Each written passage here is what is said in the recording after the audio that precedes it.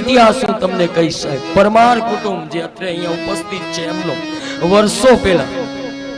વર્ષો પહેલાની વાત છે. ખાસ જેને ખબર ન હોય ઈ યાદ રાખજો. 1752 ની કથા છે. 1752 તરણેતર ગામ છે, ત્યાં સૌશી દાદા નામ, બરોબર ને? સાચું નામ છે સૌશી દાદા નામ. સતવારા સમાજમાં પરમાર કુટુંબમાં થયા છે ઘણા વર્ષો, એટલે 322 વર્ષ પહેલાની આ કથા છે. અને આ કથા સાંભળજો. આ સત્સંગ સત્ય ઘટના બનેલી છે. આ કોઈ ઉપજાવેલી નહીં, કોઈ ચોપડીમાં બનાવેલી નહીં. જેને સમાજ માટે, ગાયો માટે, ધર્મ માટે જે કર્યું છે ને એના પાળિયા હજુ મોજૂદ છે સાહેબ. એટલે આપણને જે આ પરિવાર સાથે જોડાયેલા છે ને એને તો આ પરિવારને ગૌરવ હોવો જોઈએ કે અમે સૌશી દાદાના પરિવારમાંથી છીએ, કે અમારા દાદા પરદાદાએ ગાયો માટે થઈને પોતાનું તન મસ્તક કપાવ્યું છે.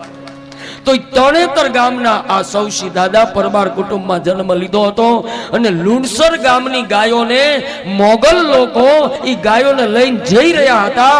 અને ખેતરમાં ખેતી કરતા કરતા વૃદ્ધ સૌશી કાકા એને કોઈ કાનમાં અવાજ આવ્યો, દાદા ગામની કોઈ ગાયોને લઈ જાય છે મોગલો.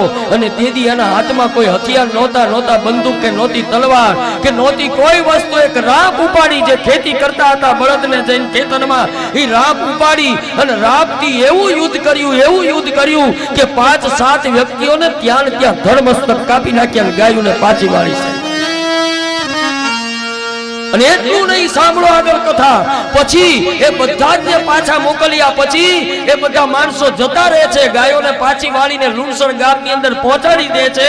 અને પછી ફરી ચડાની આવે મોગલોની, અને પાછળ એક ખેતી કામ કરતા હોય અને પાછળથી એને માર્યો છે, પાછળથી ધડ મસ્તક કાપ્યું છે. છતાં પણ વિચાર કરો કે મસ્તક કપાયું છે, ધડ હાથમાં રાપ લઈ અને એ મોગલોની પાછળ 5 ગૌ સુધી, એટલે 15 કિલોમીટર સુધી ગાયોની વારે જવા માટે, ગાયોની વારે થવા માટે થઈ, ગાયોને બચાવવા માટે થઈ, મોગલોની સામે યુદ્ધ કરવા માટે થઈને પાછળ એનું ધડ દોડ્યું છે.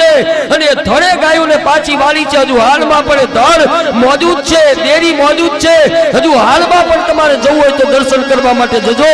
એના ઇતિહાસો શાસ્ત્ર કહે છે કે જેને પોતાની ગાય માટે, પોતાના ધર્મ માટે અને સમાજ માટે બલિદાન આપ્યું સાહેબ. અને એ સમાજમાંથી તમે છો એટલે તમને ગર્વ હોવો જોઈએ કે હું પરમાર કુળમાં જન્મ લઈને આવ્યો સાહેબ.